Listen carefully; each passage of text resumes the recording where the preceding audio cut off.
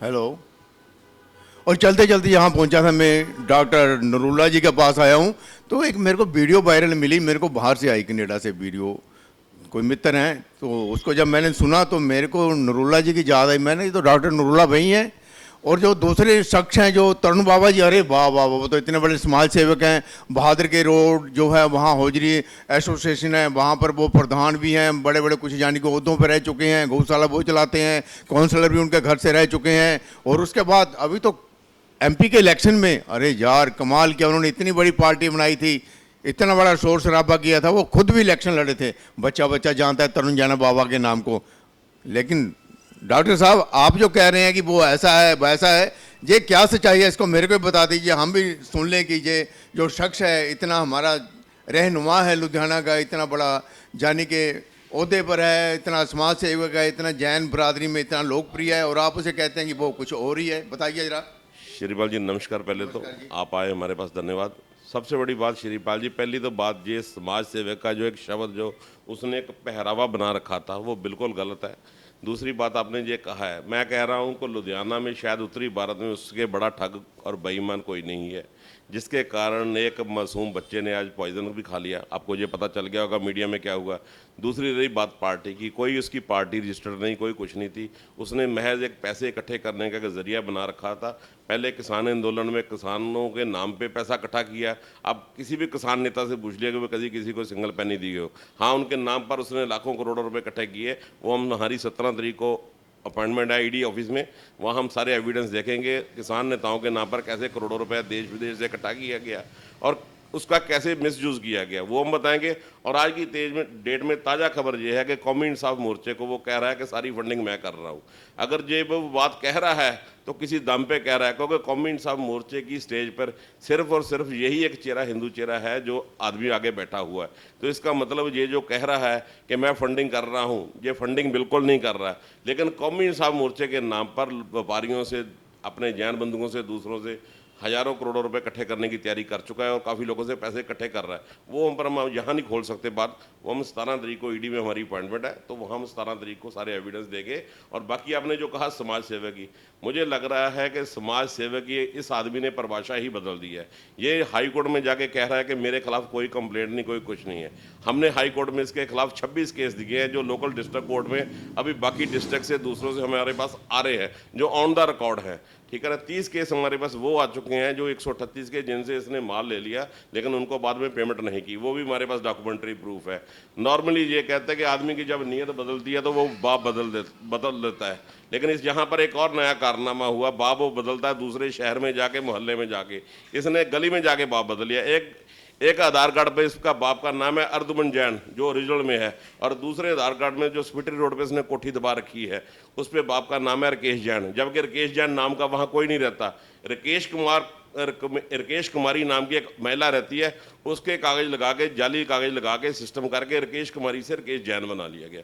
आप कैसे कहते हैं समाज सेवक है? नहीं, हम तो सुनते हैं, लोग कहते हैं सर आप सीनियर पत्रकार हैं, सीनियर पत्रकार हैं, आप इसकी जांच कीजिए। आप देखिए, मैं जो बात कह रहा हूं मैं प्रूफ कर दूंगा, ठीक है ना। उससे बोलिए कि मेरे पैरेलल बराबर पे बैठे तो बात कर ले, मुझे क्या दिक्कत है। मैं ओपनली चैलेंज करता हूं, वो मेरे साथ ओपनली बैठे, वो 50 कागज लेके बैठेंगे, मैं जुबानी लेके बैठूंगा, और मैं लेके पिछले 20 साल का लेके बैठूंगा। 20 साल से आज तक जिससे भी उसने ज़मीन किराए पे ली, चाहे वो गौशाला के नाम पर ली, गौ माता के नाम पर ली। हम लोग जो इंडियन लोग हैं ना श्रीपाल जी, वो इमोशनल फुलिश है, इमोशनल, हम भावना में बह जाते हैं, ठीक है ना। तो जो कहते हैं हम लोग सनातनी लोग हैं, हम लोग कहते हैं जी हमारी गौ माता के नाम पे जमीन ली, लेकिन जमीन वो लीज पे लेता। आज तक उसने किसी की छोड़ी जमीन, किसी की नहीं छोड़ी। अभी जो रिसेंटली कांड हुआ, 15-20 साल से वो लोग धक्का खा रहे थे, सुप्रीम कोर्ट तक धक्के खा के आए हैं। सुप्रीम कोर्ट की डायरेक्ट गाइडलाइन है कि इन परिवार के खिलाफ कार्रवाई की जाए, FIR की जाए, कुछ नहीं हुआ।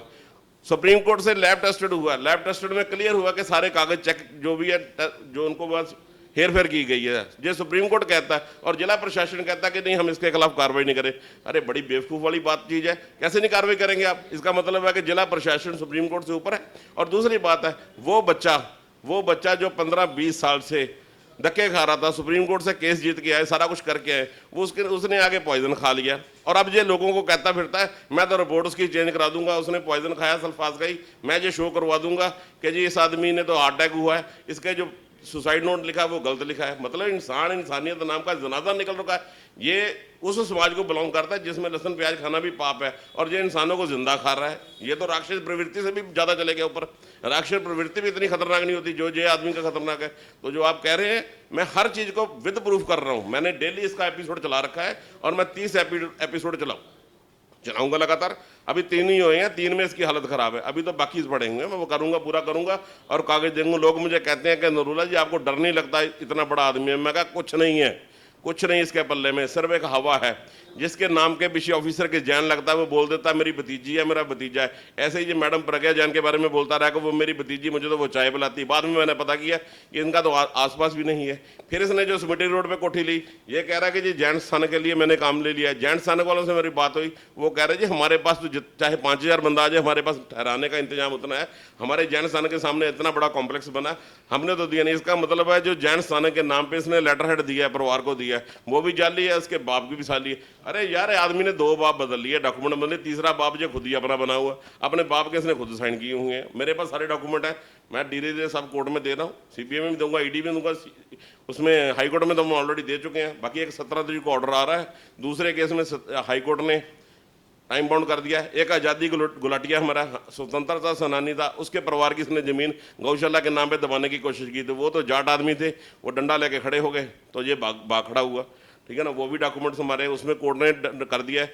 फैक्ट्री इन्होंने सब जगह इलीगल लगा रखी है। जितना भी सरकारी नाला था, आप निकाल के देखिए रिकॉर्ड, जितना सारी नाला उसको सारा कवर किया, सारा खोदेंगे, फैक्ट्री के अंदर तक निकल के जाएंगे। वो जो इसकी गुंडागर्दी बदमाशी थी वो दिन चले गए। लोग डरे हुए थे, लोगों को एक हवा बना हुआ था कि ये पता नहीं 1000 करोड़ का मालिक है। भाई लाखों करोड़ों रुपए की तो ठगी इसकी बैंक के साथ है। 2-2, 2.5 करोड़ के बैंकों के केस क्लियर नहीं करा सका।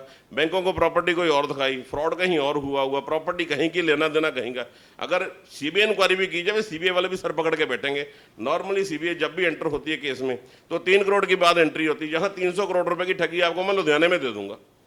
और देखिए नरूला साहब जो बता रहे हैं कि तरुण जैन बाबा के बारे में, शायद शहर वालों को नहीं पता होगा, लेकिन इतना कुछ जो घोटाले ये बता रहे हैं, और यार शर्म की बात है। लेकिन तरुण जैन जी, ये आपको चैलेंज कर रहे हैं कि आप आमने सामने बैठिए, जनता को पता लगे, पब्लिक को पता लगे, शहर वासियों को पता लगे, जो सच्चाई है पता लगे। अगर ये सच है या झूठ है, आपको उसने क्लियर कहा है। उसने किसी आदमी से संदेशा भेजा, तो मैं जी नरूला जी आप पर मानहानि का केस करूंगा। मैं कहा जी तूने कल करना, आज कर। मानहानि का केस करने से पहले सबसे पहले आदमी के पास मान होना चाहिए। आपके पास मान है? तो देखिए ये अभी बता रहे हैं कि ये मान और सम्मान की जो बात है, कहता फिरता है कि मैं नरूला जी आपका पार्सल करा दूंगा, एक का मैंने करवा दिया, दूसरा कर रही है। मैं कहा उसका वहम है, वो उस खानदान से बिलोंग करता है जो लहसुन प्याज भी नहीं खाते। यहाँ डॉक्टर नरूला, जब मैं खींचूंगा तो ना रूल होगा ना कोई रूल होगा। और देखिए अभी हमने नरूला जी से बात कराई, इन्होंने भी लुधियाना शहर के एक धोखपति तरुण जैन बाबा जी के जो कुछ बताया है। तो देखिए आगे हम तफ्सीस करेंगे। उद्योगपति मत कहिए, महाठग कहिए। उद्योगपति वो होता है जो 100 आदमी को रोजगार देता है, 1000 आदमी को इंटरेक्ट रोजगार देता है, देश में फॉरेन की करेंसी लेके आता है, वो तो ठग है। ठग महाठग को आप उद्योगपति कैसे कह सकते हैं? समाज सेवक कैसे कह सकते हैं? ना कहते वो समाज सेवक है, ना ठग, अपना जो महाठग बोल रहे हैं। डॉक्यूमेंट्री प्रूफ कर सकता हूं जब भी मेरे साथ बैठ जाए। ये डॉक्यूमेंट्री प्रूफ करने के लिए चैलेंज कर रहे हैं, इसको चैलेंज कर रहे हैं, जाके मेरे साथ बैठ जाए। चलो देखिए अभी हम देखेंगे, जैन से भी हम ताल्लुकात करने की कोशिश करेंगे। तो हम ये वीडियो देख लीजिए। जैन साहब अगर आप सुन रहे हैं तो हमारे से कॉन्टैक्ट कीजिए, हम आपका वीडियो ऐसे लगाएंगे जैसे नरूला जी का लगाया है। धन्यवाद। Thank you ji.